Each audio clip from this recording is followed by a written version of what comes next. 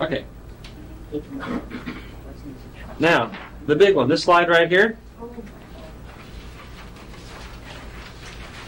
We've got all the tools now. Okay. You got keep printing. This is the beginning of the actual biochemical metabolism part.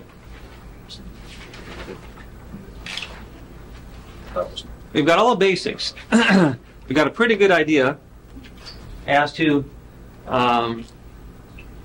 what kinds of chemicals there are, what proteins are, what enzymes are, what's involved with energy, what the basic things like ATP are and what they do and how they work. Now we have to start looking at specifically what we want them to do. And we're going to start by looking at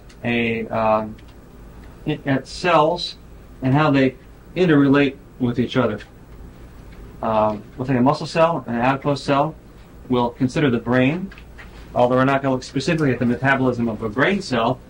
The thing about the brain is, as I said earlier, is that the brain is what we try to protect at all costs. So the brain has certain needs, energetic needs that it has, and we're going to make sure we provide those needs under starvation conditions. But the most important cell in the body is the liver, and we need to concern ourselves with what the liver does and how it relates to the other cells. The liver has a variety of different functions.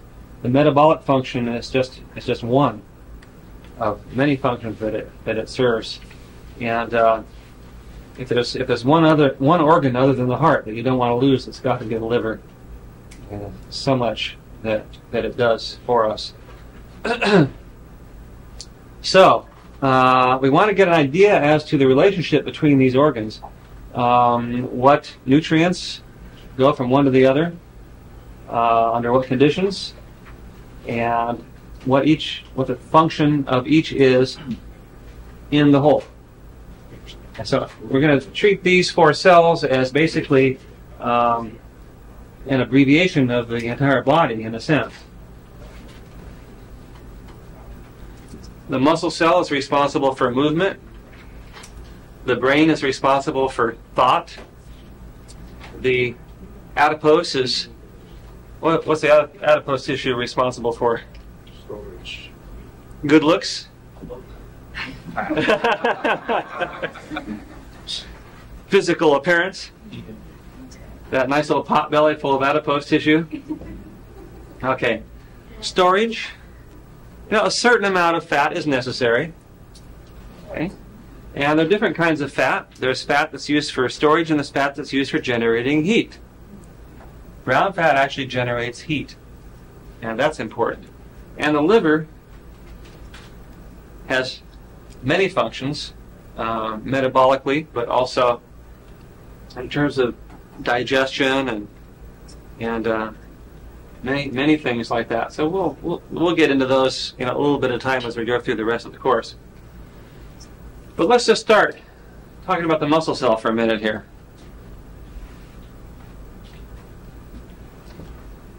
And as we start our formal review of metabolism, we're going to look in much more detail at the muscle cell, but it's important that we just sort of start looking at it from the outside, say, what does it look like from the outside? And what goes into it, what comes out of it? We're not going to worry too much about what's going on inside right now. Just what goes in, what comes out. Then look at the liver. What goes in, what comes out. Look at its basic functions inside, but not in any kind of a detail. That's fine. But we need to see the relationship between these things. It's the relationship between these things that keeps us alive. Okay? All right. So the major thing about the muscle cell is movement. The major need for movement is ATP. The major thing that produces ATP is Krebs cycle, citric acid cycle. That doesn't produce ATP directly, as we'll see, but it's close enough. If we get ATP, then we've got to be cranking stuff through the Krebs cycle for the most part. To get a lot of ATP, we need to be using the Krebs cycle a lot. Okay? We can get a little bit of ATP without using the Krebs cycle at all, but we don't get as much.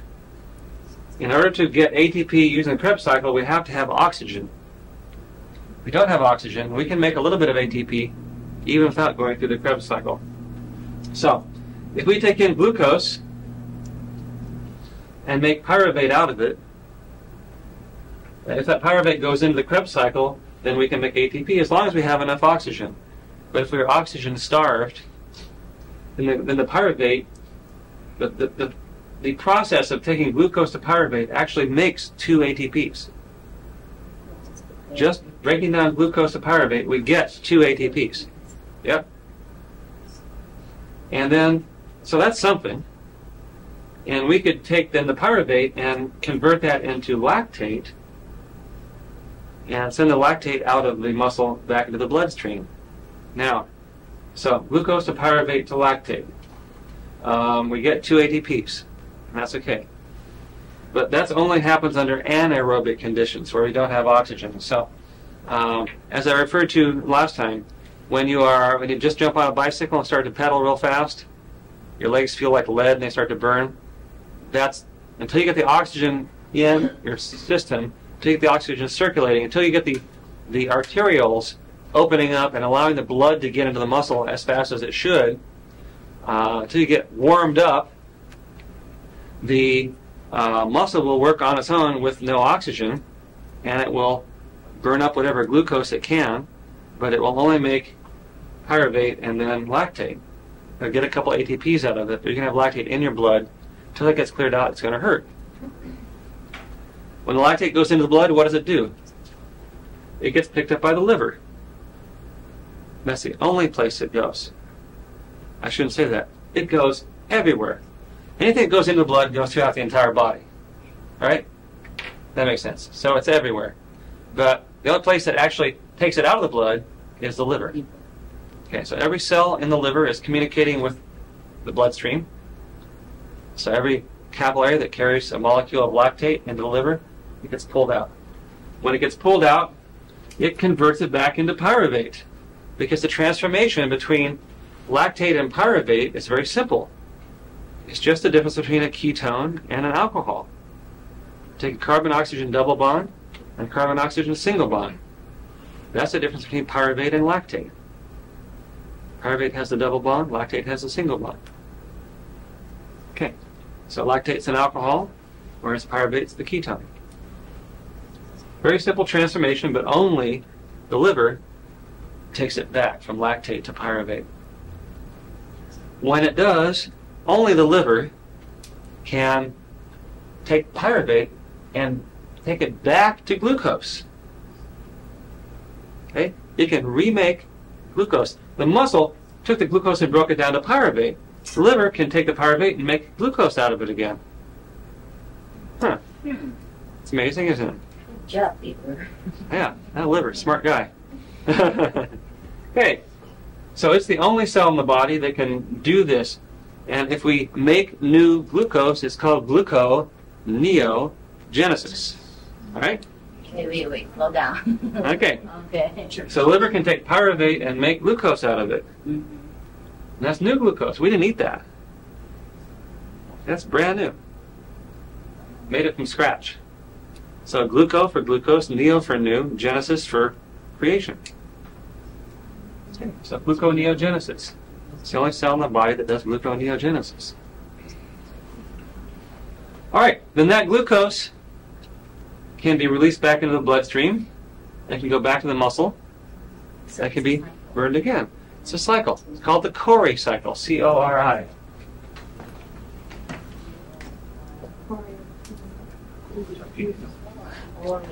Cori cycle. Yep.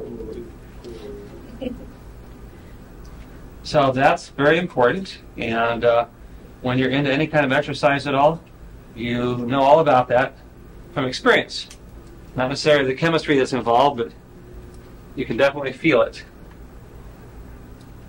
After a while, when you're out, 10 or 15 minutes on the bicycle, then the arterioles start to open up. When you get warmed up, that's the arterioles are the blood vessels that have the muscles in them, and the arterioles can actually open up. Okay, so the gauge of the arteriole can be varied to meet the demands. And so if we want to get more oxygen into the muscle, then we open up the arterioles, the blood flows more to get more oxygen into the muscle, and we don't have to release so much lactic acid. The pyruvate can come into the Krebs cycle and continue to make a lot more ATP. From each molecule of glucose, you can make 36 ATP if you break it down completely. Yeah. If you use oxygen, aerobically you can make 36 ATP, anaerobically you make 2. So oxygen is real important. Okay.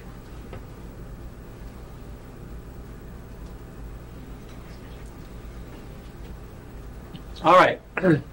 Well, glucose can go into a muscle cell, and it can be converted into fatty acids. And we'll look at how that happens. Humans don't do much of that, but we can. And so you don't have to, the fat that is in your fat cells doesn't necessarily just come from fat. So if you like your butter and you like your margarine, you like your olive oil, that's not necessarily everything that contributes to the fat cells in your body, but it's certainly going to be a big proportion of it. But some can come from glucose as well. So if you like your pasta, okay, love that angel hair, then you might be getting some free fatty acids, and those free fatty acids can be stored in the adipose cell as triacylglycerides. Okay, so can you picture in your mind what a triacylglyceride looks like? Glycerol, 3 fatty acids hanging down from it. Glycerol, 3 chains, 3 tails.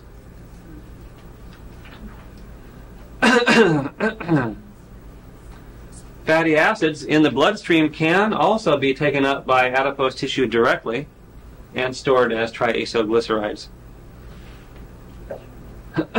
Okay, now free fatty acids can also be used as fuel by the muscle.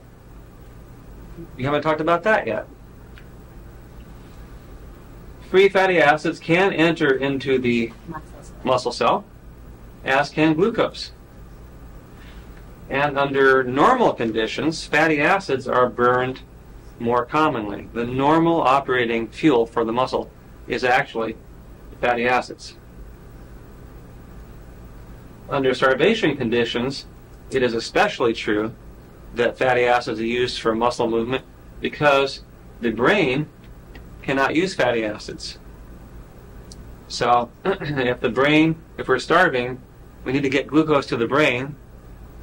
That's the main thing that the brain would like to have. And so we will spare glucose from the muscle completely and only use glucose in the brain. So we'll close off the muscle, not allow any glucose to come in, but we'll allow fatty acids to keep flowing in on a normal basis because the brain does not want fatty acids, so it's willing to let muscles have that. But it turns out that fatty acids cannot be broken down at all, cannot contribute to movement at all, without lots of oxygen. Now think about why that is. Actually, per carbon, fatty acids require more oxygen to metabolize than glucose does. Now, can you picture why?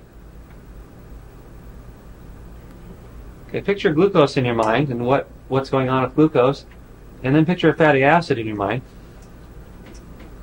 Which one do you think would require the most oxygen to metabolize?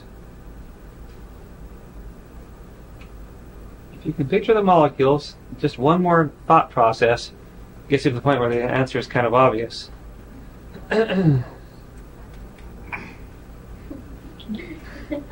Okay, what are we going to, these carbon atoms that are in these molecules, what are we going to do to them? What will we convert them into?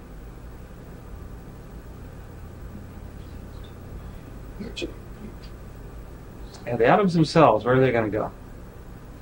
The energy is going to be produced or transferred into ATP eventually. Eventually it will release its heat after movement, but it's okay. But the atoms themselves, the carbon atoms themselves in these molecules, what are they going to become? when we metabolize them completely, what do they become? It's paper and gasoline. Okay?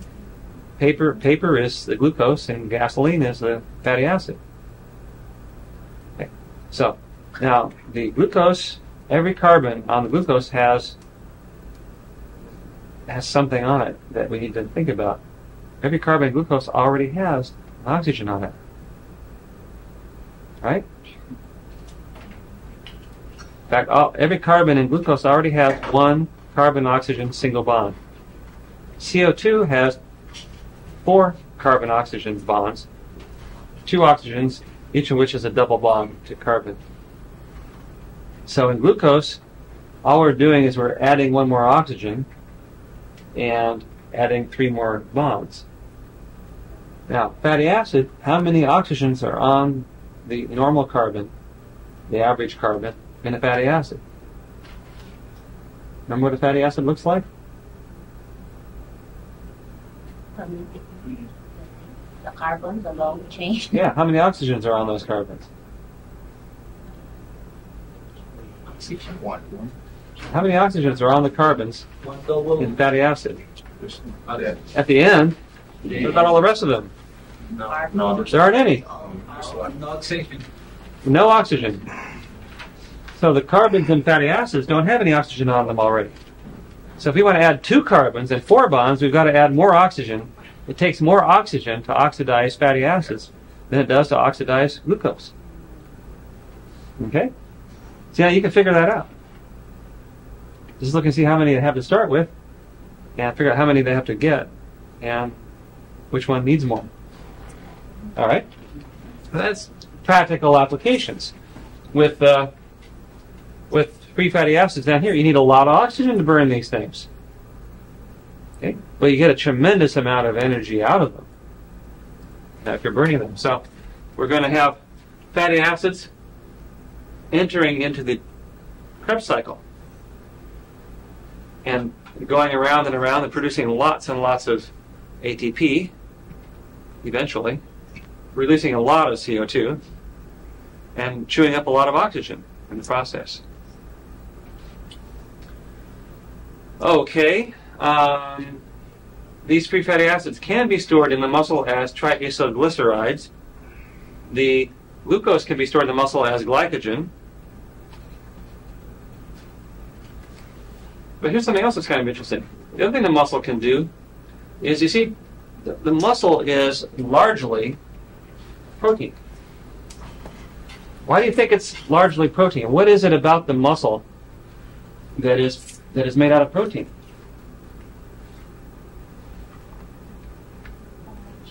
Collagen. Like collagen. Yeah. Very similar to collagen. Myosin, actin. Those are proteins that are very similar to collagen, but they're very specialized. And they kind of hook together and slide across each other. When you get into muscle metabolism with Dr. Hall, I'll show you some neat pictures about how that works. And the videotapes have some neat pictures, and your manuals have some neat pictures too. If you look at the way muscle is organized, it's incredible. Anyway,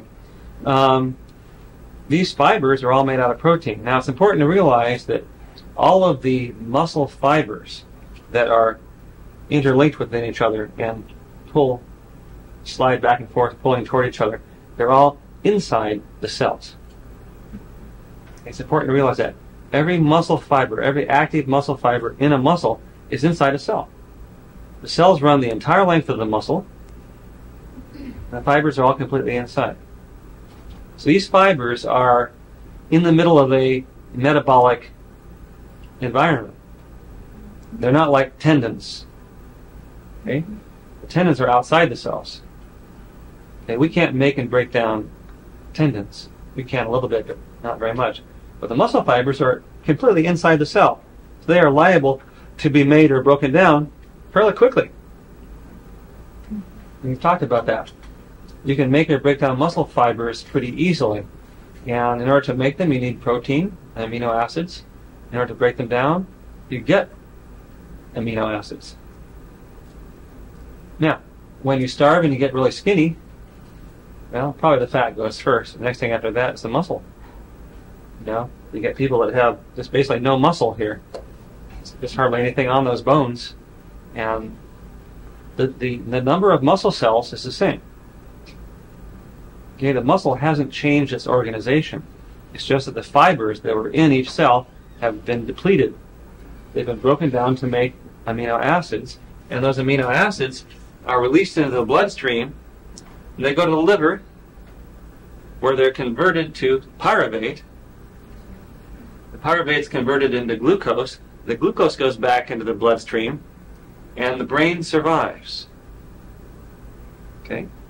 So when you starve, your muscles feed your brain. That's the basic thing. Now, what happens? See, now all of a sudden we're using amino acids as a fuel. How does that work? We've talked about burning stuff and getting CO2 and water. If we burn an amino acid, what are we going to get?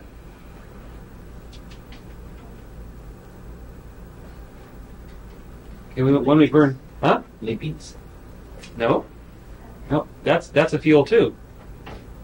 So, what do we break down amino acids to? Now we think of, again, glucose and fatty acids. We get CO2 and water. When you burn anything, you get CO2 and water. But what extra do we get when we burn an amino acid? What atom do amino acids have in them that fatty acids and glucose do not? Nitrogen. Nitrogen. Huh. What are we going to do with that? So when we're starving, we're burning amino acids effectively. Well, where does the nitrogen go?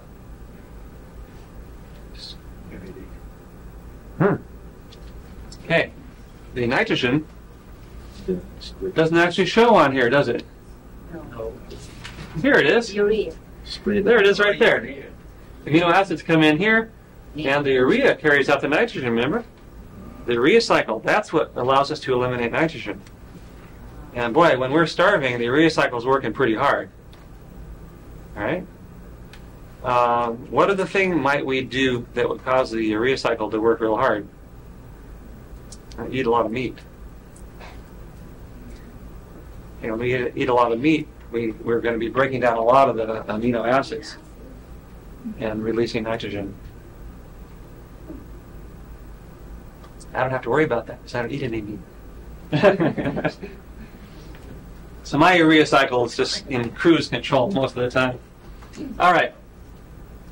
So we know what the muscle does, and we know that it normally uses fatty acids as fuel. It requires lots of oxygen, but certainly it can use glucose when there's plenty of glucose around. You can store it as glycogen and then break it down from there. But it works under both anaerobic and aerobic conditions. The liver is involved with the Cori cycle, where lactate comes back in, or when amino acids come back in, sorry, it can resynthesize new glucose and release that into the bloodstream.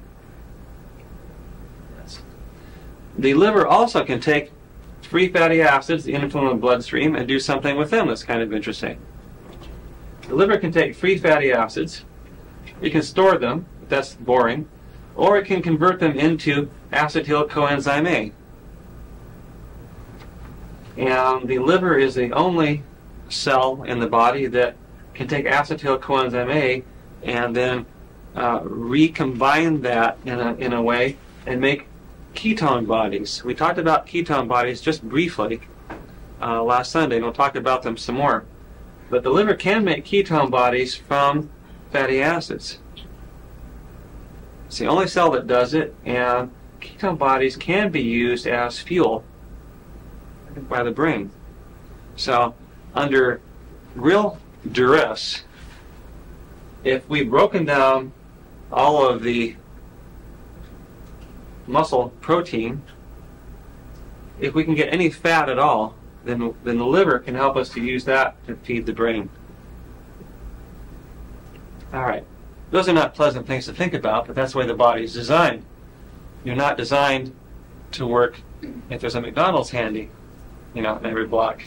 You're designed to work under any conditions but everything has to readjust, and the metabolism has to readjust, and every metabolic pathway that's shown here has enzymes that are controlled. Each enzyme has it is being controlled by something. The gates, the channels to let things in and out, those are controlled. The enzymes inside the cell are controlled. The enzymes inside the mitochondrion are controlled. Key enzymes are controlled very heavily. And everything changes. All the controls change. The balance of the reactions, what goes where and what comes back, is all changed under starvation conditions or under exercise conditions. Those are the two big ones. If you're doing a lot of exercise, then everything shifts. If you're doing, if you're starving, everything shifts to accommodate what your needs are. Okay, so it's amazing how things can change around to that extent. Okay, so this covers basically the relationship between these three cells: liver, adipose, and muscle. Muscle is certainly the one that is most important in terms of our normal movements. Adipose is the least important, and the liver is the most complex. Without the liver controlling everything and enabling some of these reactions like gluconeogenesis and the formation of ketone bodies, without that around, just metabolically the liver is absolutely critical, aside from all the other things that the liver does. So what we're going to do then is we're going to start simple again, and when we look at metabolism, we're going to start with what the muscle does, and we're going to start with just how it breaks down glucose into pyruvate. Okay, we're going to do that right now, and then that's what we're going to stop with tonight. We're just going to look at glucose to pyruvate. That's it. If you get confused, you look back, and you see, here it is, right here, that arrow. That's what we're going to do right now. Just that little tiny arrow. Very small arrow. You hope it's going to be big. Now, if you look over here, this wall chart. Is it? If you really want to get confused, this is what you can look at. Okay. This has everything all together in a way that, to my mind, doesn't make a whole lot of sense. If you understand it already, then this is really great to look at. But if you don't understand it, please don't try to look at this and figure out what's going on. It's just too much. The person that wrote this was basically a show-off. Okay? He said, I know this, and I want to get everything I know down on one piece of paper. I don't care if it makes sense or not. I'm going to write it down on one piece. It's all true, but nobody can look at it and make any sense out of it. Okay? Now, I don't even see, where are they? I'll find them. But I originally drew out something about this big for the muscle cell. Okay? And then I broke it down into like seven separate things. And the first one is what we're going to do right now. Right? But they're all separated out. Now my original three for the muscle and the adipose and the liver, I still have somewhere. Let's say I'll have to bring them in and frame them or something and put them on there. I did them 10 years ago. But what we're going to go through piece by piece is just portions of that diagram. And again, the most important thing is, for example, the big problem with this diagram right here is that there aren't any cell membranes. There aren't any membranes on here at all. So you don't know where these things are taking place. If you just take all this stuff and put it in one container, it won't work. The cell membrane and the mitochondrial membranes, those are vital in all this chemistry. Without them, it's impossible chemistry. It just can't happen. So it's the ability to separate certain things from some other things. Some enzymes are inside the mitochondria, and some are in the cytosol. If they're both present in the same solution, it'd be crazy. Nothing would work. So some enzymes are in different places. Some things go through from one to the other. Some things go back. Some things don't. Some things come in, and they never leave.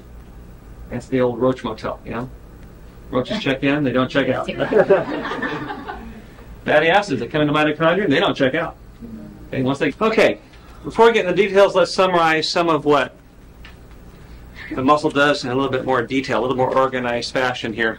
Okay, number one. The muscle produces ATP for contraction. That's its big job. That's the main thing. That's it. Very simple. What does it use as a fuel? What does it produce? And how is it regulated? Those are three things that we need to know about. As a fuel, fatty acids, glucose, or ketone bodies. You can use any of those three. Normally it runs on fatty acids, and it'll store glucose as glycogen until it has enough glucose, and then it stops. Strong exercise, anaerobic exercise, we use glycogen and break it down, and we use the Cori cycle, producing lactic acid, as we've already seen. Now, here's something I haven't talked about, white fibers versus red fibers. Muscle has, there are two different kinds of muscle fibers. They're called white muscle and red muscle. Red muscle is infused with more blood vessels, and it has more myoglobin in it, more color to it because of the extra blood flow, and it has a lot of, in the case of white muscle, have a lot of mitochondria. Sorry, that's red muscle. Red muscle have more mitochondria. Mitochondria have more color. And so between the extra blood flow and the mitochondria, see, the mitochondria is where the Krebs cycle is. They require the use of oxygen, so they require more vasculature. So that makes everything more red in those areas. So that's red muscle. It's designed for aerobic metabolism, aerobic movement. White muscle doesn't have very many mitochondria because it's specialized to work without the Krebs cycle, specialized to work to just contract with those 2 ATPs that it gets by conversion of glucose to pyruvate and then releasing lactic acid.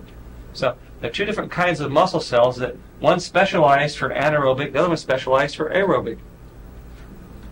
So it's kind of interesting. I suspect that different people and different cultures or races have different balance between white and red muscle cells.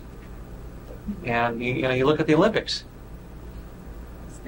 Some cultures tend to be very good at sprints. Some tend to be very good at marathons. And you never get a person that can do both. Nobody can be a fast sprinter and a marathon runner. Doesn't happen.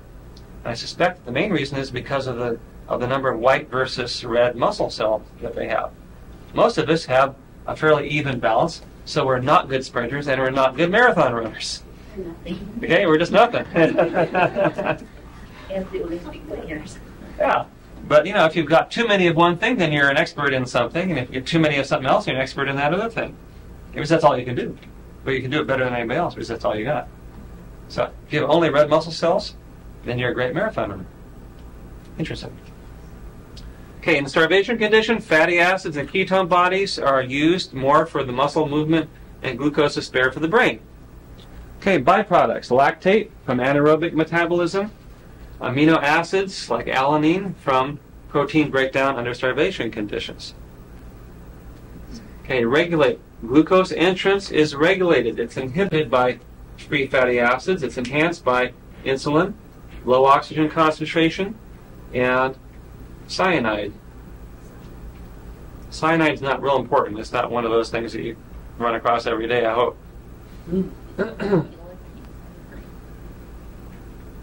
But the inhibition by free fatty acids, if there's plenty of free fatty acids around, then we don't need to take in glucose into the muscle. On the other hand, the hormone insulin will cause the muscle to take up glucose. We talked about that already. If we have low oxygen concentration in the blood, we can't burn fatty acids. We can only burn glucose and get 2 ATPs and release lactate. It turns out cyanide is a poison for hemoglobin. It replaces oxygen. So under those conditions, we don't get oxygen and we can't burn fatty acids, and we have to use glucose. Okay, glycogen, that's storage for glucose in the muscle cell. If you have epinephrine, the glycogen is automatically broken down to make glucose. And glucose 6-phosphate will form, which will then continue into pyruvate. It's another form of regulation, another hormone control. Epinephrine is a hormone. It gets into the bloodstream because of excitement of one sort or another. And then in order to fuel that excitement, we have to break down glycogen in the bloodstream, or in the muscle cell. PFK, phosphofructokinase. We'll see that enzyme pretty soon. That is a very important enzyme in glycolysis, or the breakdown of glucose into pyruvate. The activity of that enzyme is controlled. Under certain conditions, that enzyme is more active, and in certain conditions, it's less active. If it's more active, then it produces pyruvate faster. Whether it's anaerobic or aerobic, that still means that we get more ATP faster. Okay. This is actually wrong. It says energy charge enhanced. If we have a lot of energy in the cell already, ATP, then the activity of phosphofructokinase will be inhibited. So cross off enhanced and put inhibited here. Because as it becomes more active, we get more energy. So we don't need more energy if we already have a lot of energy in the cell at that point. Citrate, the more citrate we have, the more phosphofructokinase will be inhibited. Now you don't know why that is, but citrate is part of the Krebs cycle in the mitochondrion. If there's a lot of it there, then we probably don't need much more activity from phosphofructokinase, so we'll slow it down a little bit.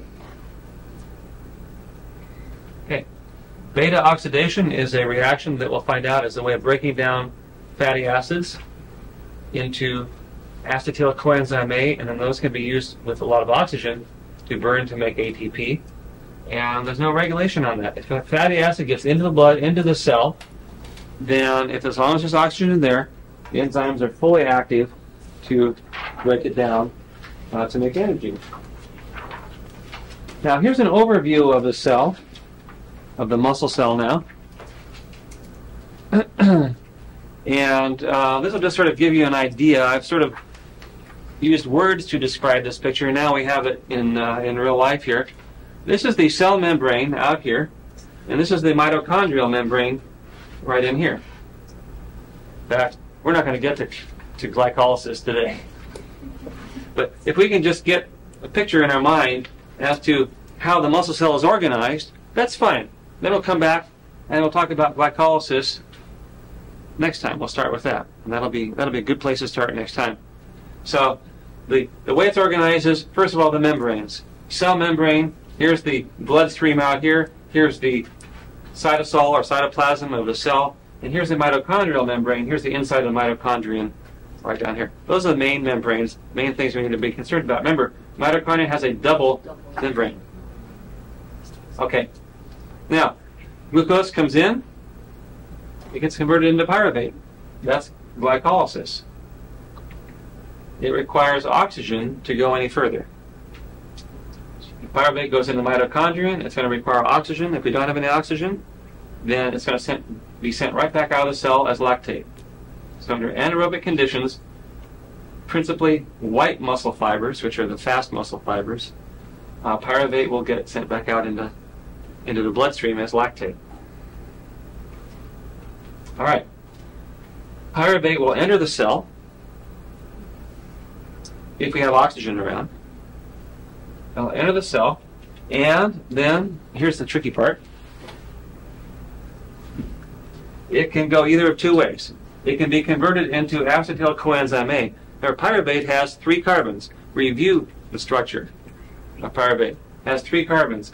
It can be converted into acetyl coenzyme A. Now, the acetyl group has 2 carbons, so 1 carbon got lost as CO2. The diagram later on will show that happening. They can make acetyl coenzyme A. 2 carbons get carried by coenzyme A. Those 2 carbons can enter the Krebs cycle and add to the molecules in the Krebs cycle, and then during the Krebs cycle, those 2 carbons get chewed up and spit out as CO2. So the pyruvate makes acetyl coenzyme A. Those 2 carbons get released as CO2. During the process, we make NADH and FADH2.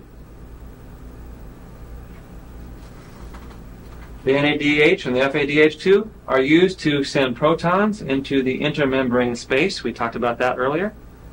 They drive pumps. The energy stored in these things is used to drive pumps that pump protons up a concentration gradient into the intermembrane space. And then later on, as we need it, those protons are allowed to come back down the concentration gradient, and that concentration energy is used to drive the reactions that make ATP. Now there's names for these different parts, but we don't need to know those names right now. We don't need to know the enzymes right now or anything, just to get the overview.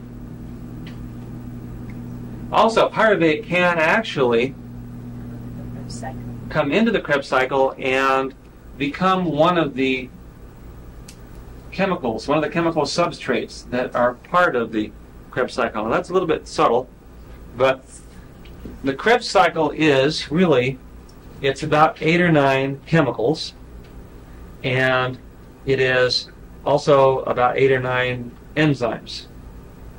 As long as they're present in the same place, then we have the Krebs cycle. Now, it's not like they're all connected together in a big circle.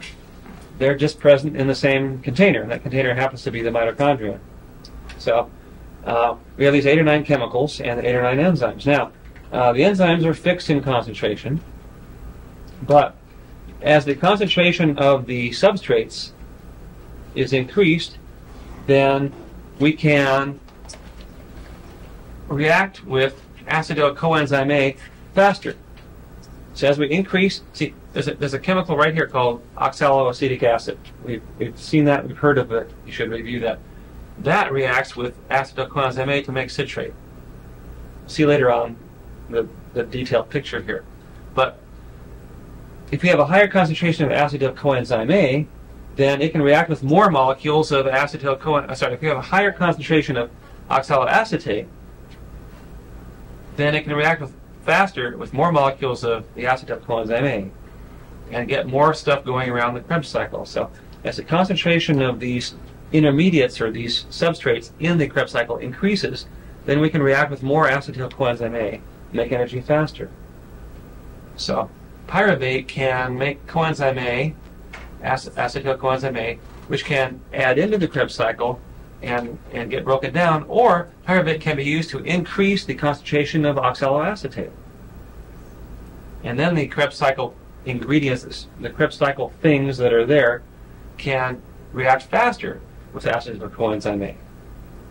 We'll talk about that in a little bit more detail later, but that's the substance of it. It's a little bit tricky.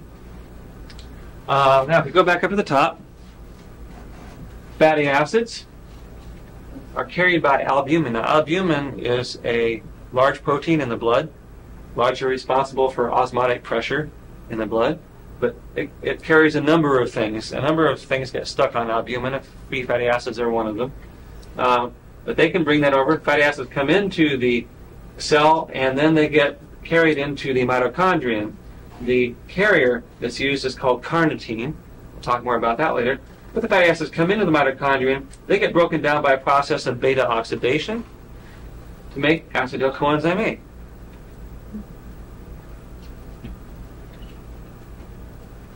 Ketone bodies can also come into the muscle cell to make acetyl coenzyme A. So the oxidative ingredient, the oxidative process in the muscle cell is always using acetyl coenzyme A. You can get it from pyruvate, you can get it from ketone bodies, you can get it from free fatty acids.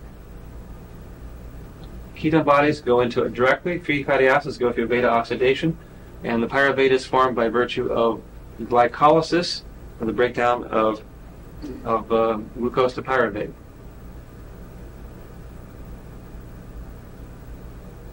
Okay. Kind of makes sense? A little bit, huh? Okay. Well, this is the overall picture of what we need to look at. You can get as detailed as you want, but keep coming back and looking at this. Right? You've got to keep reminding yourself of, what am I looking at here? And if you look at this and you're not sure where you are, then go back and look at the overall picture that shows the liver and the muscle and the fat. Okay?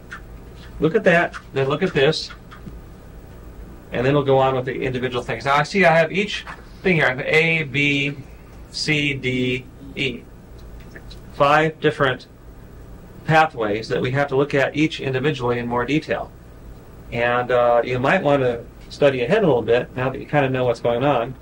And you can look ahead in the pages, and each of the successive pages is labeled A, B, C, D, or E to indicate the different pathways that we're going to be talking about. So as you study the muscle cell, we just have these 5 pathways. That's it. Those are the unique pathways that are special for muscle cell. So make sure we understand each one, and everything will be fine. Well, just take one at a time. And again, if you ever get lost, just back up a couple of steps, get the big picture, see where we are. If you don't remember what NADH looks like, go back and look at that. If you forgot what ATP looks like, go back and look at that. And but now you'll learn more about why they're important and what they do, because we'll be seeing them all the time. You'll see little NADs all over the place. Little NADHs and FADs, they'll be everywhere. And you'll find out that there are other things that provide energy other than ATP. There's some very similar molecules. Remember, ATP includes a nucleotide, in this case adenine, with a ribose and a phosphate. Well, there are other nucleotides. Guanine is similar to adenine. There's a GTP, and there's a UTP based on uracil. Okay, so you can take other nucleotides, you connect them to a ribose and put a phosphate on. You get UTP and ATP and GTP, and every once in a while we'll run across one of them too. In fact, GTP will run across in the Krebs cycle. It's not particularly important, but it's equivalent to ATP in terms of energy, but the handle's a little bit different. And so you ask yourself, why would the handle be different in that case than it is in some other case? And that's a good question to ask. Generally speaking, some little differences in the handle or some other thing that are a little different from here than they are over here, in biochemistry, there's always a good reason for that. So in a mitochondrion, when GTP is produced in a particular step in the Krebs cycle, it may be because it wants that energy molecule there to be unique for some reason. That enzyme doesn't want to be just holding on to any ATP that happens to come along. It for some reason wants to be very, very specific. I don't know why, but you better believe there's a reason, okay? And if it weren't like that, it probably wouldn't work at all. So again, the delicate balance of why things work and why they don't work is revealed here in all of this. The more detailed you get, again, the more amazing it has to be considered. That we're going to look at this and it's going to seem very complex, but we're going to try to do it in the most organized way we can so it'll make sense to you. But it's only the tip of the iceberg. We're going to look at everything we ever look at is still going to be just the basic outline, and the details are far more complex. There are people, you just take one enzyme like phosphofructokinase, one enzyme in glycolysis. Probably, I would imagine that 10 people in this country probably expended their entire careers trying to understand that enzyme. 10 people blew their entire lives, okay, just to try to figure out that enzyme.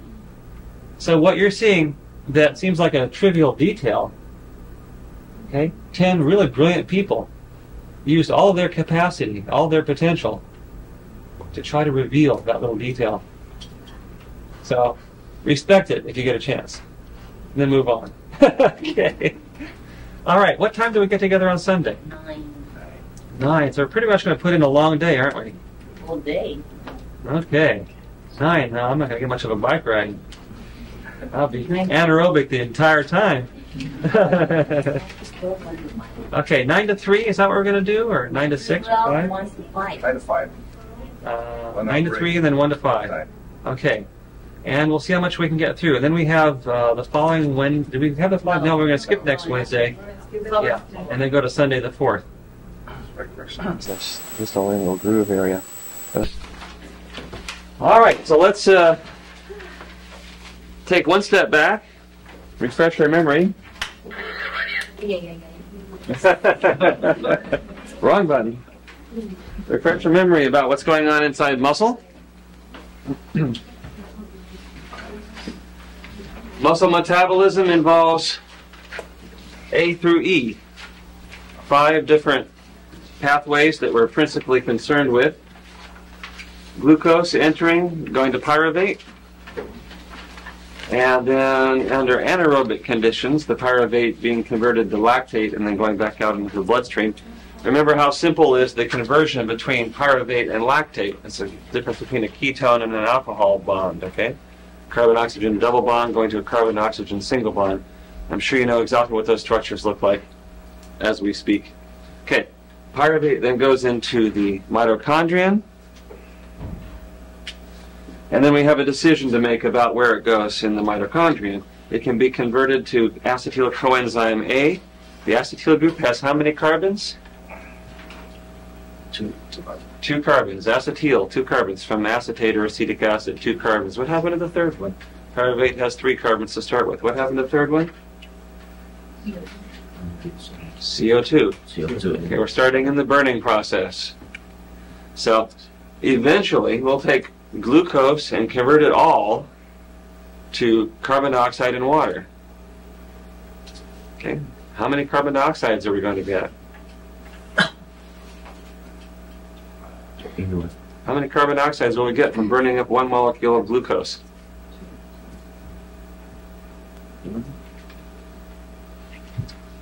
Okay, we're going to completely burn glucose. How many carbon dioxides must we get? 2. What happens to the rest of them? Okay, you got to think like a chemist now. We take carbon dioxide and burn it completely.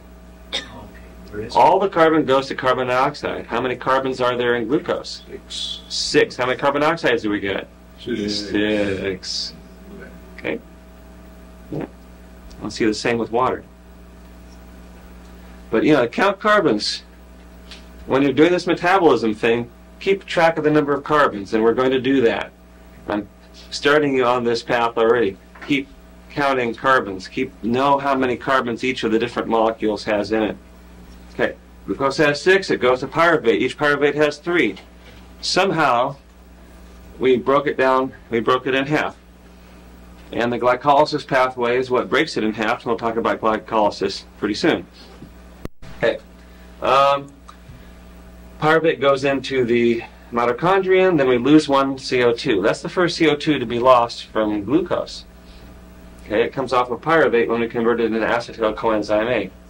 So, acetyl coenzyme A can contribute those 2 carbons into the glycolysis pathway, into the tricarboxylic acid cycle or the Krebs cycle, and then the other 2 carbon dioxides get lost. At that point, we produce FADH2, NADH, and a couple other things.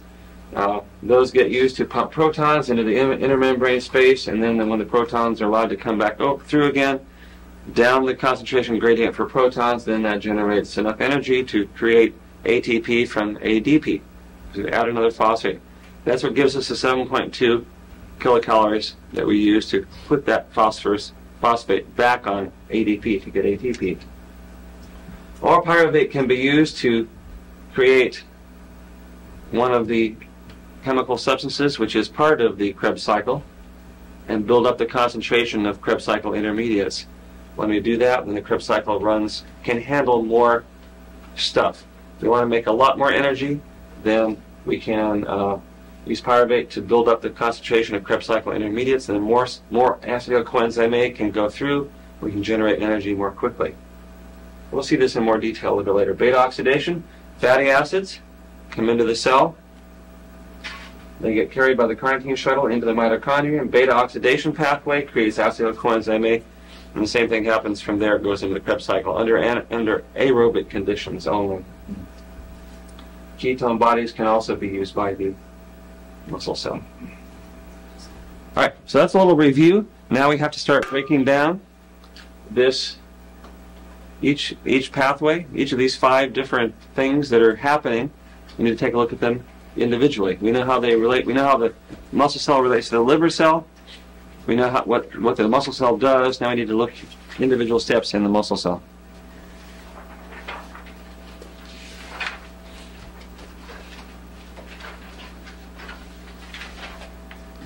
Now, I'll take some time on this. When you look at it first, whoa, looks complicated. Lots of things on it. Okay. But all this stuff is stuff that we've seen before. Now we just have to sort of put it together and see how it relates. And again, we're going to keep track of carbons, the number of carbons at one point or another. Okay, this is the membrane, which is the outer cell membrane on the muscle cell. And notice there's no other membrane on here. What does that mean?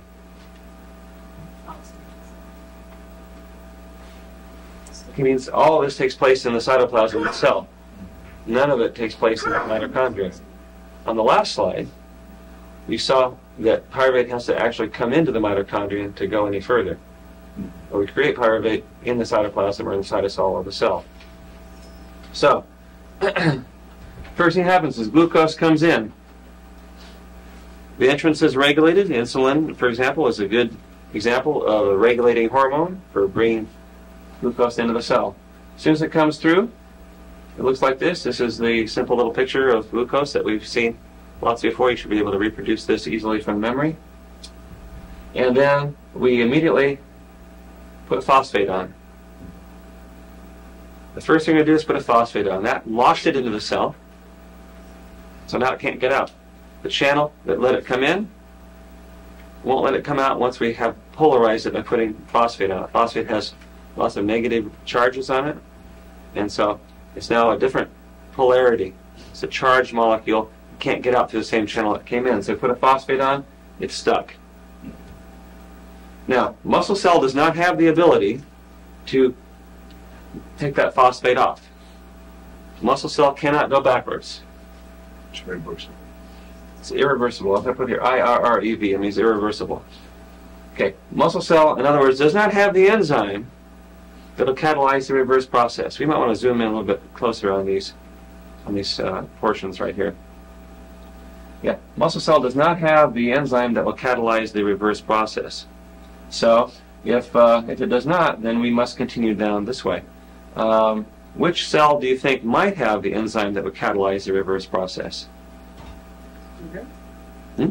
The liver. Liver. Okay. Even if you didn't know it, that's a very wise guess. Okay? If there's a question about what cell has something that another cell doesn't, always answer liver. Okay? Because it has everything. All right. So we put that phosphate on. We get glucose 6-phosphate. It goes into the number 6 position. Keep track of the numbers of the positions. Sometimes that's a big help too. Next door.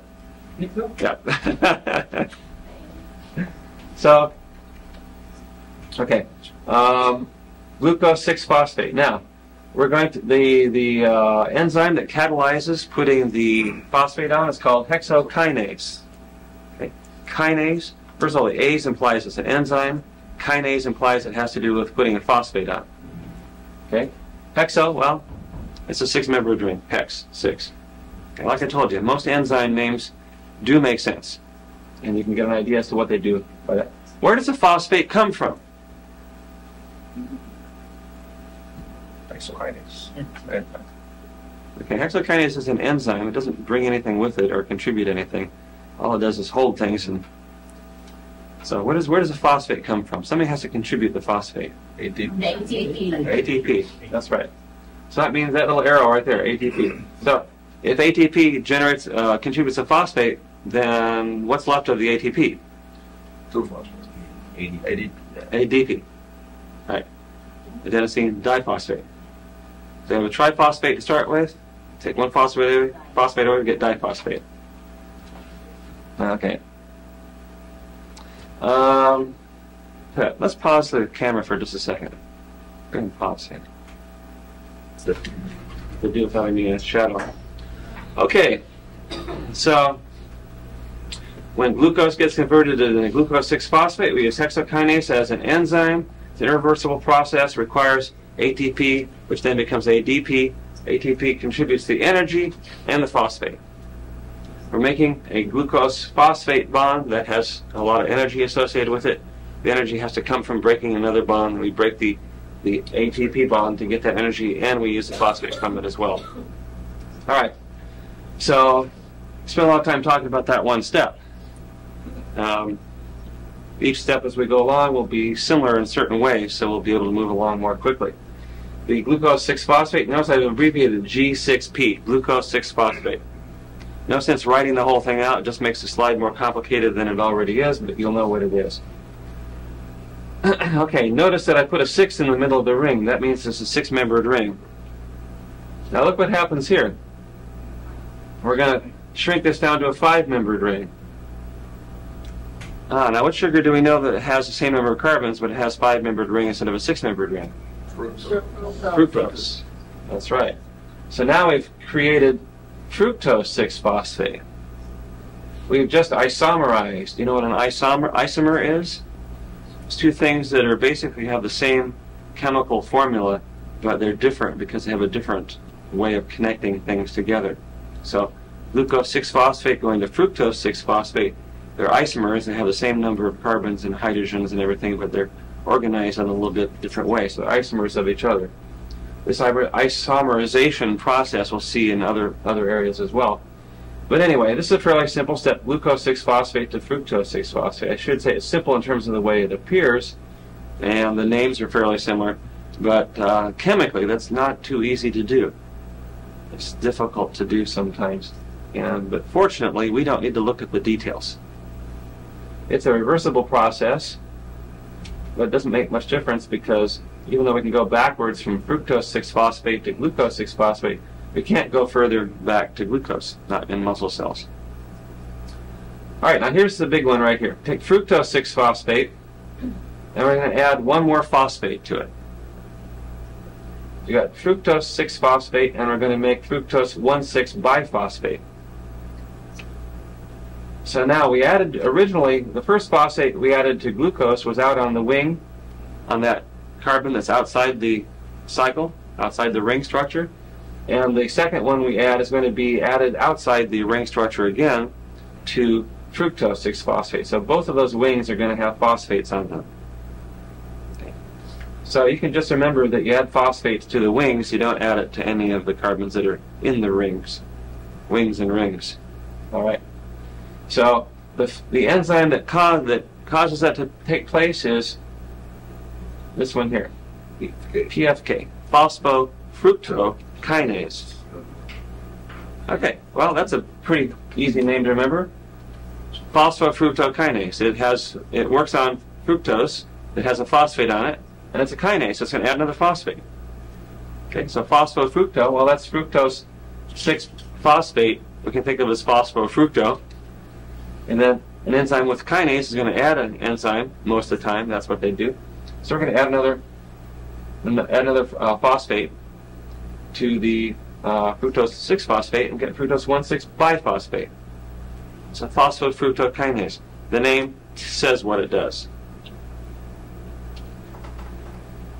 Okay, now it turns out that this step is irreversible in the forward step with phosphofructokinase, but what's very interesting is there's another enzyme, fructose biphosphatase. Now, a phosphatase removes phosphates. Ase implies almost removal or breaking, but phosphatase removes phosphates, kinase puts phosphates on. Fructose biphosphatase operates on fructose with two phosphates. It's a biphosphate, but it's a phosphatase, so it takes one off. So this enzyme, fructose biphosphatase, does the opposite of what phosphofructokinase does. Okay, two different reactions, two different enzymes. One enzyme goes forward, one enzyme goes back. Now, what's really interesting then is why would it have two enzymes, one going forward, one going back? It's not really important that this be reversible in muscle metabolism because we're not, to go back up to the top is not real important. What this step has to do with then, the fact that it has one forward enzyme and one backward enzyme, what's important about this step is it's very highly regulated. Okay? The conversion of glucose into pyruvate, the breakdown of glucose, is very highly regulated. If you don't need any more ATP, you don't want to make any more ATP. And so if you don't want to make any more ATP, then don't break down glucose. Now when glucose comes in, it's immediately phosphorylated. So when you have a cell that already has too much ATP in it, and you don't want to make any more, then you don't break down glucose to pyruvate, then the glucose 6-phosphate gets stuck right there. It stays as glucose 6-phosphate. Now glucose 6-phosphate, we'll see later, can be used to make glycogen. So if you already have enough ATP, then this step right down here is stopped, and the glucose 6-phosphate goes to make glycogen. If you already have enough glycogen and enough ATP, and the cell doesn't want any more glucose, doesn't need any more glucose, then it won't let glucose in. We'll regulate it up here. Now, let's get back down to this step here, going from fructose 6-phosphate to fructose 1,6-biphosphate. We're going to regulate that step. The phosphofructokinase is very highly regulated. And so what we're saying is that the activity of that enzyme is decreased very much when there's a lot of ATP around, or when there's a lot of citrate around. These are things that all reflect the fact that we have enough energy content of the cell. If there's a high concentrate of those things which are produced, that, let's say those things that store energy, like ATP, anything that is related to the fact that we have a lot of energy will then come over to the phosphofructokinase and modify its activity.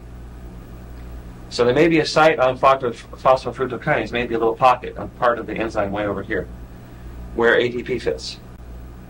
And when ATP is present in enough concentration, then it fits in, and it changes the shape of that enzyme, and then it decreases the activity at the active site of the enzyme. So the active site of the enzyme, way over here, and maybe the equivalent of miles away, right over here is where it takes fructose 6-phosphate and makes fructose 1,6-biphosphate. That active site right here, the geometry of that site is altered by ATP getting stuck in part of the enzyme way over there, a couple miles away. And if the geometry of the active site is altered, then the activity will be altered, and it won't do the chemistry, because it doesn't need to do the chemistry. So again, there's an alteration of the activity of this enzyme by virtue of the fact that we need to regulate it. Now, energy charge of the cell has to do with the amount of ATP concentration that's in the cell. Citrate present in the cell means that there's a lot of Krebs cycle intermediates around. So if you have lots of those things in the cell, then it's going to slow down the activity of phosphofructokinase.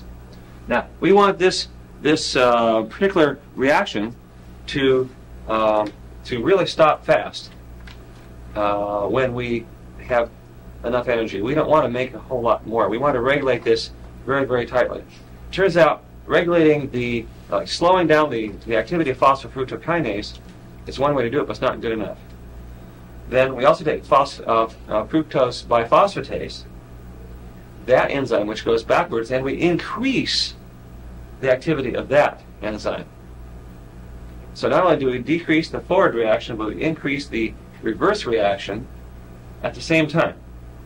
So that's like really putting on the brakes big time. It's like, you're on a bicycle and you put on both brakes at the same time instead of just one brake. So it really changes, it really is very, very sensitive control over the rate of reaction through this entire chain of steps. So both of these enzymes are regulated, the forward direction and the reverse direction, and that gives a very, very sensitive control within that cell. And of course, muscle cells are pumping so much glucose through that, and doing so much in the way of Krebs cycles and so forth, making so much ATP, that we have to really be careful how much we do. We have very heavy control over it. Okay, so we make this stuff, fructose 1,6-biphosphatase. Now, once we have 2 phosphates on, then we can break it apart. Because remember, we have to go from 6 to 3, don't we? We got 6 at glucose, 3 at pyruvate. Somehow, at some point, we have to break it in half. We don't break it in half until we have 2 phosphates, so we can have 1 phosphate on each half. That kind of makes sense, doesn't it? Once we start putting phosphates on, that gives us a little extra energy bond in the molecule, and we want to always keep some phosphate on these things. So from the beginning to the end, we've always got phosphates on these molecules to give a little extra high energy bond that we can use to help drive the next reaction. Anyway, the fructose 1,6-biphosphatase, when we have 2 biphosphate, once we have 2 phosphates on there, then we break it in half. And here are the 2 halves we get: dihydroxyacetone phosphate. We've seen what dihydroxyacetone looked like before. It's just an H here where I have the pointer. Or we have glyceraldehyde 3-phosphate. Okay. Glyceraldehyde we've seen before. Again, these are 2 3-carbon molecules. The glyceraldehyde 3-phosphate is like glycerin, but one of the alcohols is an aldehyde, and the other end has a phosphate on it instead of the alcohol. Okay, so dihydroxyacetone phosphate, glyceraldehyde 3-phosphate. Of those 2, the glyceraldehyde 3-phosphate is the most important because that's the one that goes on. But first, before that goes on, we have to actually convert dihydroxyacetone phosphate into glyceraldehyde 3-phosphate. So we have this thing called triose phosphate isomerase. Okay? Triose, 3 carbons, sugar. When you have carbons, each carbon, if you have a number of carbons, each carbon has an oxygen on it. Basically it's a sugar, or an ose kind of molecule. So it's a triose. It's got a triose with it. It's a phosphate. It's a general classification. It's a triose phosphate. We're going to isomerize it. We're going to change it into a different form. Over here, same number of carbons, oxygens, and phosphates, just a different skeletal form. So the enzyme that catalyzes that is triose phosphate isomerase. It does exactly what its name implies. And I get glyceraldehyde 3-phosphate. Now, when we start with 1 glucose, how many glyceraldehyde 3-phosphates do we get? 2. And one of them was made directly by cleaving the fructose 1,6-biphosphate. The other one was made by isomerizing the dihydroxyacetone phosphate, so we get 2. So from now on, everything we do it twice. Okay? All right. So glyceraldehyde 3-phosphate. Now, we're going to do an important conversion here. First of all, let's backtrack a bit. Up to this point, how much energy have we gotten by breaking down glucose? 2. Energy? Yeah. What's the energy situation that's happened so far? None. 2, 8. No energy. We've broken down glucose into 2 molecules of glyceraldehyde 3-phosphate. You used energy. Yeah, we used up 2 ATPs. So far, we're looking bad. Okay? We burned 2 ATPs instead of making any. So far we're hurting, but we're not going to stop here. We'll keep going. Now, the next thing we're going to do is we're going to take that glyceraldehyde 3-phosphate and we're going to add another phosphate to it. Of course, we have 2 of those. Okay? So we're going to add phosphate to it. Now this time, it's very important. This time we're not going to take the phosphate off of ATP. Before, all the phosphate came from ATP. Now it's not going to. We're going to use inorganic phosphate, just plain phosphate trianion floating around in solution. And we're going to use the oxidizing agent NAD. Okay, so we're going to use the oxidizing power of NAD with inorganic phosphate to add another phosphate to glyceraldehyde 3-phosphate and get this stuff up here, 1,3-diphosphoglycerate. So now we have a phosphate on both ends. We've still got the carbon-oxygen double bond. So what have we really done here? Phosphate, think of it like an alcohol, in a sense. The phosphate replaces alcohol groups. So we have an OH, we could take that off and put a phosphate on instead. If we think of this molecule right here, 1,3-diphosphoglycerate, if we think of that as an alcohol, or sorry, if we think of phosphate here as an alcohol, then what kind of a group is this at the end of the molecule? If we had C double bond O and then an OH here instead of a phosphate, what group would this be? Carboxylic acid. Right? Now down here we had an aldehyde, didn't we? So we got from aldehyde to an acid. What is that? Is that a reduction? Okay, we've added another oxygen to that molecule. It's an oxidation. It's an oxidation. So going from an alcohol to an aldehyde to an acid, those are all oxidative steps. Okay, we're oxidizing it each time. So now we've oxidized the aldehyde to an alcohol to an acid. At the same time, we added another phosphate. Now, what oxidizing agents do we know? Well, one of them is NAD, the other one's FAD. Okay, and we know a little bit about how they work. So, when we go from glyceraldehyde 3-phosphate to 3-phosphoglycerate, 1,3-diphosphoglycerate, we've oxidized the aldehyde to an acid, and we've added an inorganic phosphate. And we'll use NAD as a oxidizing agent. What do we get? The reduced product, NADH. NADH, that's important. Okay. NADH is one of the important coins of exchange. It's money, it's currency. It's something that we can use in a cell. NADH, FADH2, the reduced forms of those are good reducing agents. Those reducing agents are very important in terms of enabling us to make ATP in the mitochondria. So at some point we might take that NADH and transfer it into the mitochondrium and then use it to make ATPs. So anytime we have NADH in the mitochondrium, we can use it to make ATP. Now the Krebs cycle makes NADH, it also makes FADH2. Both of those get used to make ATP in the mitochondria. Here we're preparing NADH. We have NADH in the cytosol. It's not in the mitochondria. But we can transport that or exchange that into the mitochondrium and use it to make ATP. And we'll get a certain number of ATPs for every molecule of NADH that we have. Well, here's something else that's interesting. This NADH right here, made during glycolysis, if, in fact, we're under an anaerobic environment. Let's say we don't have a mitochondrion to use. Okay, a white muscle cell. Maybe there's not many mitochondria around. So we've made this stuff. We're making pyruvate down here, and then we want to reconvert that pyruvate back into lactic acid in an anaerobic environment. Remember, pyruvate has the carbon-oxygen double bond, and lactic acid has the same area, it has a carbon-oxygen single bond, an alcohol group. We can use the NADH to reduce this ketone to the alcohol, and that gives us lactic acid. So, while we made NADH, while we were converting glucose into pyruvate, we can use that NADH to convert the pyruvate back to lactic acid and then put it back out into the bloodstream.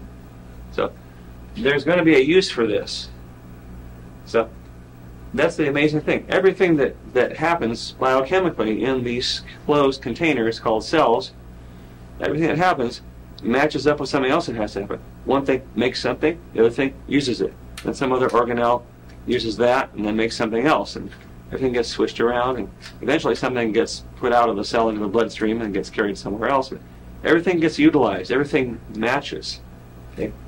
There's no time where there's something that gets made that just sits there. Okay?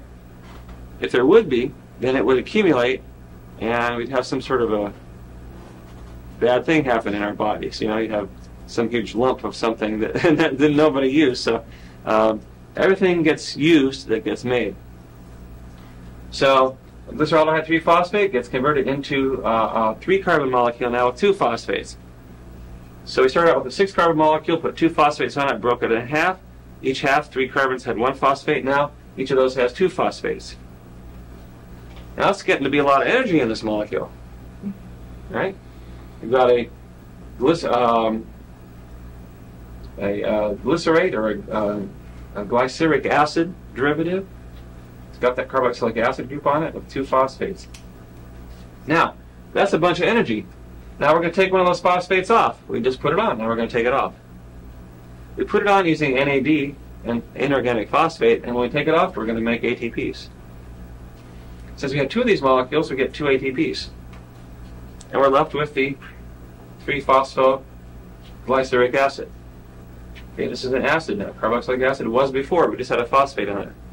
So we put a phosphate on from inorganic phosphate using the reducing equivalence or oxidizing equivalence of NAD, and then we take it off with ATP. So we make some ATP here. We'll use up 2 over there. Now we're getting 2 back, so we've caught up. Even. Yep, now we're even. Stupid. Now, this 3-phosphoglycerate, a 3-phosphoglyceraldehyde, acid, we're going to reorganize that a little bit. We're just going to take that phosphate group, instead of being on the carbon number 3, we're going to put on carbon number 2. Okay. Not a major thing, but it allows us to do the next step. I'm going to move the slide up a little bit. Okay. It allows us to do this next step. Once we put the phosphate in the middle, then we're going to do something a little bit tricky. We're going to convert it into this molecule right here. Now, what did we do? Going from 2-phosphoglyceric acid to phosphoenol pyruvate. That's a big molecule, but a small molecule, but it's an important one. Phosphoenol pyruvate. Now again, in your mind, take off the phosphate and put an alcohol on, and you can sort of see what we have here. It looks a lot like pyruvate, which is down here, except for there's a carbon-carbon double bond instead of carbon-oxygen double bond. We've got a phosphate on it, so it's phospho, now enol, E-N, and then O-L, enol. E-N, that always implies carbon-carbon double bond. Okay, ethylene or ethene, propene, propylene. There you have ene in a chemical word. It means there's a carbon-carbon double bond. O-L, that implies there's an alcohol. Ethanol, ethyl, alcohol, ethanol.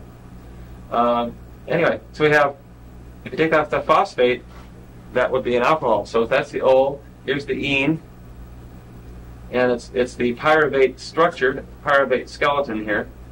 Carboxylic acid, this carbon with an oxygen and a carbon on it. So it's like pyruvate, but it's got an ene and an O, and it's phosphated. Okay, so phosphoenol pyruvate. That's the significance of the name. So the enolase, the enzyme that causes the formation of that, is called enolase. Enolase. So that's fairly self-evident as well. So all we did from up here, 1,3-diphosphoglycerate, is we took one phosphate off, and we reorganized it. We took that one phosphate off to get this, and then we reorganized the phosphate, and we reorganized the double bond. Well, I did a little bit more than reorganize it right here. What actually did we do here? We've got a double bond here and an alcohol or phosphate here. What did we do? In order to take an alcohol off and make a double bond, what is it that we're actually removing? See, we lost an alcohol here, didn't we? We lost that OH. So when we lose an OH and we get a double bond, what is it that we actually take off of the molecule? Hydrogen. Okay. Anytime, step over here for just a minute. Anytime that you have any kind of a molecule, and there's an alcohol here, I don't care how long it is, and we end up with that, then what did we actually remove from the molecule? Obviously OH, but what else? I'll write it a little bit more clearly. All we've done is these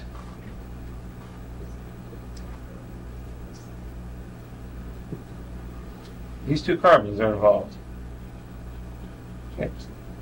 This carbon had 2 hydrogens on it, and this one has 1 hydrogen and an alcohol. We lose something, and we end up with a double bond. Well, double bond has only 1 hydrogen here and 1 hydrogen here. So we lost the hydrogen from here. We lost the OH. So what is it? Water. Remember, whenever we do a chemical transformation and we lose something, normally it's something that is low energy. And water is very low energy. CO2 is very low energy. Remember, you burn paper, you get carbon dioxide and water. You get the lowest energy molecules you can get. You can't break them down any further. That's as low as you get. So we're going to lose water in this case. And that's exactly what's happening up here. To make this carbon-carbon double bond, we've lost water. I didn't show that. It's actually an oxidation step. And we've lost water at the same time. But losing water is helps to drive the reaction. Okay, so we take the 2-phosphoglycerate, convert it into phosphoenolpyruvate. Then all we have to do is lose that last phosphate, and we get down to pyruvate. Lose that last phosphate. And notice now the carbon-carbon double bond flips up, and we get a carbon-oxygen double bond. Now that double bond is switched. We lose that phosphate, and we've got an alcohol there. Make it a ketone instead of an alcohol, and make that a methyl group instead of a carbon-carbon double bond. And we get pyruvate right here. So just a few little transformations right here, but important ones. Phosphoenolpyruvate goes to pyruvate. The enzyme pyruvate kinase. Now this is one of the exceptions. I think the only exception we're going to talk about. Pyruvate kinase does not actually add phosphate to pyruvate. It actually takes that last phosphate off. I don't know why they don't call it a phosphatase. Normally it would be.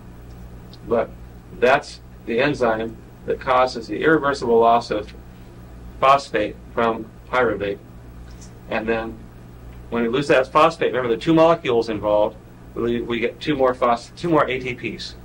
Phosphate comes off, we make two more ATPs. Okay, so now, when we have taken glucose up in the upper left to pyruvate in the lower right, how many ATPs did we actually get? 2. We got 2 total. We got a net of 2 ATPs. We used 2 ATPs in these first few steps here. We got 2 back here and 2 back down here. So the net was we got 2 ATPs. We also got an NADH. Okay, so that's what we got other than pyruvate. So we took glucose, put it in the cell. We got we converted one NAD to NADH. We used up a little bit of phosphate to make the net of 2 ATPs. Okay, well that's worth keeping track of, because in white muscle cell, fast muscle fibers, that's all you're going to get. The NADH is used to convert the pyruvate back into lactate. The only ATPs that we get in a fast muscle cell, anaerobic conditions, are the 2 ATPs right down here at the very bottom. Okay, so that's all you get. So this is the energy-producing pathway, the ultimate energy-producing pathway in a white muscle cell under anaerobic conditions. Okay, and this is glycolysis. Lysis, the breaking down of glucose. Step by step, put some phosphates on, put 2 phosphates on, then break it in half, then add another phosphate, and then just start maneuvering it around and knock those phosphates back off and we get the pyruvate at the end. Okay. It looked pretty hard at the beginning when you look at the slide, and then when you look at it and think about it a little bit and start to break it down step by step, then it should make more sense. And I want you to keep looking at it and keep trying to make more sense out of it as we go through. Okay, that was pathway A. Now here's pathway B. The other part of muscle metabolism that we have to pay attention to. One of the other parts of muscle metabolism that we have to pay attention to. We've already seen part of this. We've seen glucose coming into the cell. And I show a little bit more detail on the entry gate here. This glucose channel, I show a little bit more detail about how it's regulated. Insulin, as we know, increases the entrance of glucose into the cell. Insulin lowers blood sugar, so the glucose comes into all cells when we have extra insulin in the blood. Low oxygen. Okay, if you have a low oxygen tension in the blood, then that specific glucose channel opens up, and allows more glucose to come into the muscle. Okay. Well, that's interesting. Now remember, a muscle cell normally burns fatty acids. That's its everyday substance. But under certain circumstances, we can't burn fatty acids. One of those circumstances is low oxygen. Remember, fatty acids have to be burned with a lot of oxygen to get any energy. So if you have low oxygen, then we can't burn fatty acids, so we have to burn glucose. So we let more glucose come into the cell. And of course you know that when we burn glucose now, you know that we get 2 ATPs when we take it to pyruvate, and that's as far as we can go. So after that it requires oxygen. But those 2 ATPs are very, very important. So low oxygen, so we can't do fatty acid, we let glucose come in, we'll at least get 2 ATPs per glucose, doing it that way. If you have a high fatty acid, free fatty acid concentration, that decreases the entrance of glucose into the cell. Okay? Again, a regulatory mechanism on the entrance of glucose, on the glucose channel. So as the fatty acids in the bloodstream build up, then we don't let so much glucose come into the cell, because the glucose, we'd rather use that for other organs like the brain. So if there's enough fatty acids to run the muscle, then that's fine. But now what if we have a lot of fatty acids, but we also have low oxygen pressure? Then the oxygen has to win out. We have to take oxygen into the muscle. Take glucose into the muscle. But what if we're starving and the brain needs that glucose? Well, the brain gets the glucose and our muscles, then we won't have very much energy. We'll sort of kind of lie around and not do very much. All right, but when we get glucose coming in, if we don't need to use it to make ATP, then we might want to store it. And so glycogen is all about sugar storage in the cells. So glucose is converted with hexokinase, we've seen that before, into glucose 6-phosphate.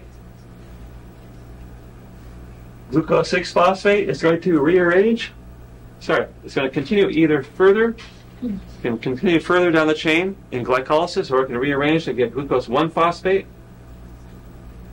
Glucose 1-phosphate can pick up uracil triphosphate. Now uracil triphosphate is a pyrimidine triphosphate, like ADP or ATP is based on adenine, has adenine with a sugar and 3 phosphates. Uracil is another nucleic acid, and it's based on uracil, and it's uracil connected to ribose connected to 3 phosphates. So it's completely analogous to ATP. And we'll see later GTP. Those things, all those things, a nucleic acid connected to ribose connected to 3 phosphates is basically our energy molecule. It's just like ATP. We're used to thinking of it as an energy molecule. And they're basically identical in terms of the amount of energy they carry. It's just that the handle is different. Most of the time we use adenine as the handle. Sometimes we use uracil. Sometimes we use guanine. It just varies on the specific circumstances of the situation, what part of the cell we're in, and what have you. So in the case of collagen formation, we use uracil triphosphate to add, actually, it doesn't add anything, except it combines with the glucose. The uracil triphosphate gives up pyrophosphate, gives up 2 phosphates, and then it becomes uracil monophosphate. Uracil monophosphate actually combines with this glucose 1-phosphate, and it starts carrying it around. That's interesting. Now the uracil diphosphate is carrying glucose with it. So you have uracil, ribose, 2 phosphates, and a glucose. And it's carrying the glucose around. Now, that's a way then for the enzyme glycogen synthetase. It recognizes the uracil diphosphate part. It recognizes the uracil, the ribose, and the 2 phosphates. That part fits into the glycogen synthetase, and then the glycogen synthetase can take that one plus another one, hold on to them well, and then bring them together and make the glucoses combine, make a bond form between the two glucose molecules. So the 1,6 glycosidic bond that forms between two glucoses is formed by the enzyme glycogen synthetase. Okay, remember the name? It's, again, a stupid name. What's it do? It synthesizes glycogen. So what do you call it? Glycogen synthetase. Okay, you call it what it does. Okay. People used to be called named that way. You remember? Can you think of a name? Well, Smith. And you've heard of a blacksmith, right? Okay. Other names. Johnson. Can you think of other examples? Johnson. The son of John. Well, yeah. When you have somebody's son, yeah, it's a son. So you have Peter's son or John's son or whatever. But there's also a lot of names that are based on what people did. I don't know what my name would be. Of course, these days, you keep changing professions so often that you have to keep changing names along with them, so it'd be too complicated. But the enzymes keep their name. They only do one thing forever, and they keep their name. There's no middle-age crisis for an enzyme, so it's okay. So uracil diphosphate glucose gets combined with other molecules of the same thing, and you start making glycogen. It's a polymer of glucose. We've seen the shape basically with the 1,6 and the 1,4 glycosidic bonds. Glycogen is stored just like that. We store about a 2-minute supply. So again, that's enough to run about half a mile. So that's okay. Now, but we have to break this down. Storing it's fine, but at some point we have to break it down. And so the enzyme that breaks it down is called phosphorylase. Now that doesn't make a whole lot of sense. And I told you, not all enzymes are named exactly, to be obvious. I would probably call it glycogenolase. You'd think so. But phosphorylase, anyway. So phosphorylase is the enzyme that breaks down glycogen. Now, when does it break down glycogen? See, that's the thing. When something happens that produces a lot of energy, something has to tell it that it needs a lot of energy. So how do we know when we're going to need a lot of energy, and what actually stimulates phosphorylase to work? Now again, this is something that's kind of tricky. You don't want phosphorylase to get active, all of a sudden. That'd be pretty embarrassing, I guess. You're sitting and listening to a lecture, and all of a sudden you have enough energy to run 2 miles, or half a mile. And so, yeah, you certainly don't want that to happen undesired. So we have to look at some of the things that stimulate phosphorylase, or that increase the activity of phosphorylase. One of the things would be epinephrine in the bloodstream.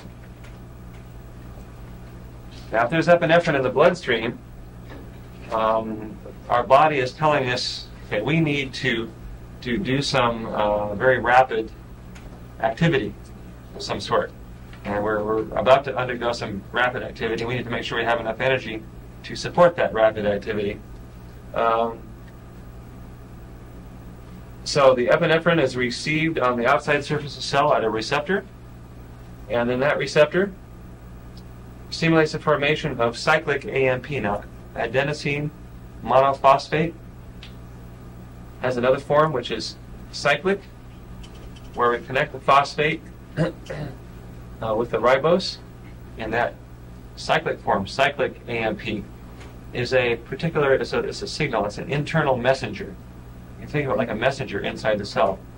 When cyclic AMP is produced inside a cell, it tells some of the enzymes inside the cell what's going on outside the cell. And that's real important that the inside knows what the outside is doing. So the cell has received a message from the body, and that message is carried in the form of cyclic AMP. Cyclic AMP then stimulates a particular series of reactions where one enzyme becomes activated, it activates another enzyme, it activates another enzyme. So it's called a cascade. I'll write that word out. enzyme cascade. Cascade coming from the same kind of thinking as waterfall, or rapids in a river going really fast, things sort of tumbling over one another. So one thing leads to the next, leads to the next, leads to the next, that kind of thing. So when cyclic AMP is produced, it stimulates protein kinase B to convert into protein kinase A. When we get protein kinase A being formed, then that will stimulate the change from phosphorylase kinase B to phosphorylase kinase A. We're just changing one form of an enzyme into another. When phosphorylase kinase A is produced, then it actually has a stimulatory effect on phosphorylase. So phosphorylase kinase A stimulates phosphorylase, and then when the activity of phosphorylase is increased, then glycogen is broken down. It goes back to form glucose 6-phosphate. Now, there's another thing that's kind of interesting about the stimulation of phosphorylase, and this brings up one of the concepts that you have to keep in mind the whole while we're talking about this, and that is that while I will draw things out in space on this board, take a big piece of paper and draw out one thing goes to this thing, goes to this thing, goes to this thing. This is not an isolated. It's not an isolated picture. There are other things that are present in the same area. These chemicals are in the presence of other parts of the cell. Okay, there are other things going on in the cell that are going on right where these chemicals are. Also, you have to realize that these chemicals aren't distributed in the cell, like this. They're all mixed up. Okay, these things, all the chemicals, and the chemicals that we saw in glycolysis, the enzymes, the various intermediates, all those things are all mixed up. They're not spread out in a nice way, so there's no spatial relationship between them. When they find each other, they do the next step. And then they have to hunt around, find each other, and then they do the next step. That's the way it works. But they're all mixed up. They're also mixed up with other things. So within one container, even though the mitochondria is separated in the cytosol, there's a lot of chemicals, a lot of intermediates, a lot of enzymes.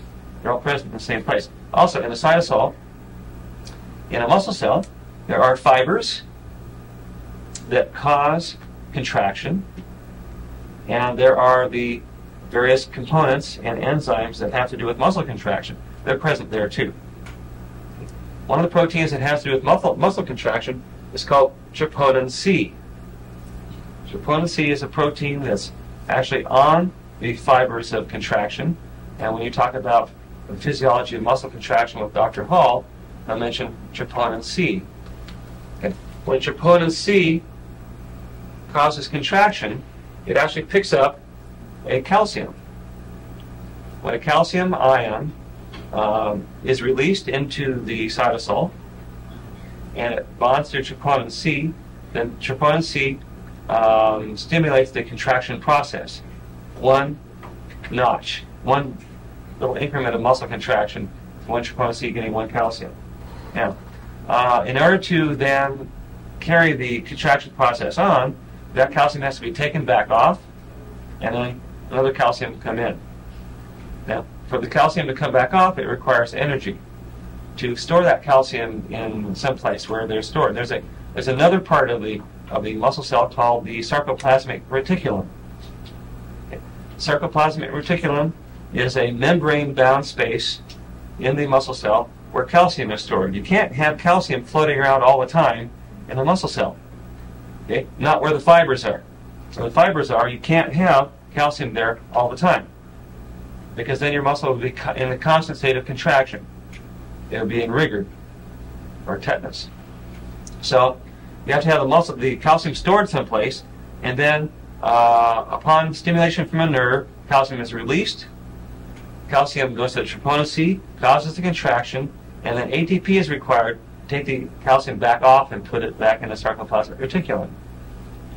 Now, if the phosphorylase enzyme is floating around, it happens to come across some troponin C that has some calcium on it, then it knows that there's not enough ATP around to take that calcium off. So it gets activated to break down glycogen to make glucose 6-phosphate, which then will automatically go down further to make at least a couple of ATP, if not more, depending upon whether it's aerobic conditions or anaerobic conditions.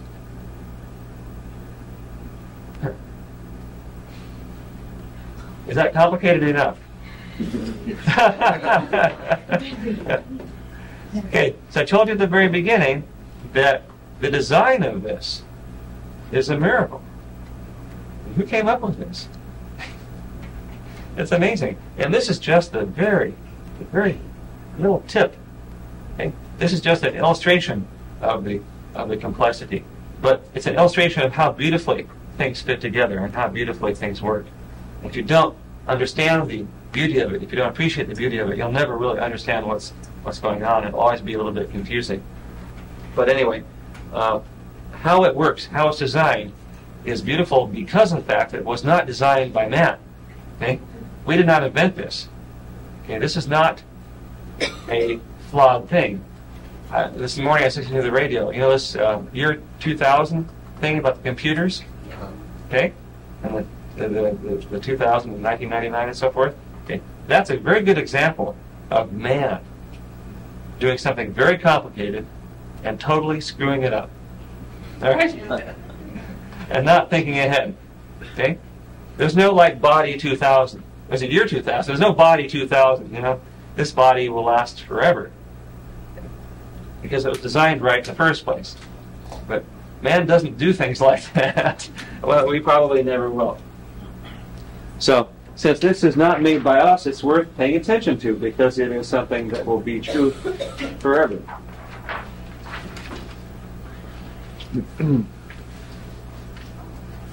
Okay, now, once we get the pyruvate, what are we going to do with it? Well, we already know one thing we're going to do with it. We're going to send it back to the liver in the Cori cycle by virtue of making lactate out of it. Now we know how to make lactate out of it. We take the NADH that is produced in the glycolysis, those two NADHs, we make two lactates from two pyruvates, and we send them back to the liver. So that's pretty straightforward. But now we need to consider what happens if we want to actually get some energy out of that pyruvate itself. So here's one of the other. These first couple slides are about the most complicated. After this, it gets more simple. But we'll spend a lot of time on these first two slides just to make sure we have a good understanding of it. This is the Krebs cycle, but you know you've seen it before, but maybe we'll talk about it in a little different way than you have before.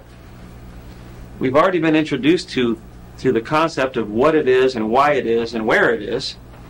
We'll review that again. These two lines, what do they represent? Membrane. Which membrane? Plasma. Which one? Plasma. No.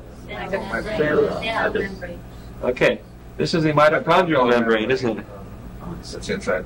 So now, this last slide, everything we talked about in the last slide was taking place in the cytoplasm. Okay? And now we're talking about what's taking place in the mitochondria. So now we're in a membrane-bound space inside the cell. Okay, mitochondria. It's got two membranes around it. It's a double membrane. Okay? And a minute ago I referred to the sarcoplasmic reticulum. That's a single membrane-bound space also inside the cell. Cytoplasm is bound only by the cell membrane. Okay? Sarcoplasmic reticulum and the muscle cells over here. Mitochondria are over here. Now, when you see the histology of the muscle cell, it's going to blow you away. Because one thing that's amazing about it is you have all these long cells, all these fibers running down the cell like this. And then parallel to those fibers are just rows of mitochondria running down like that.